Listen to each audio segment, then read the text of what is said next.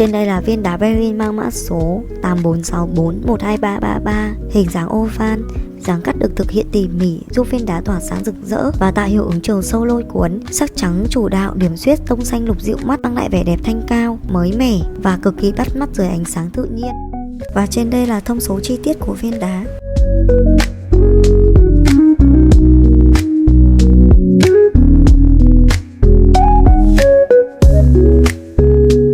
Trên đây là một số sản phẩm tiêu biểu các bạn có thể tham khảo.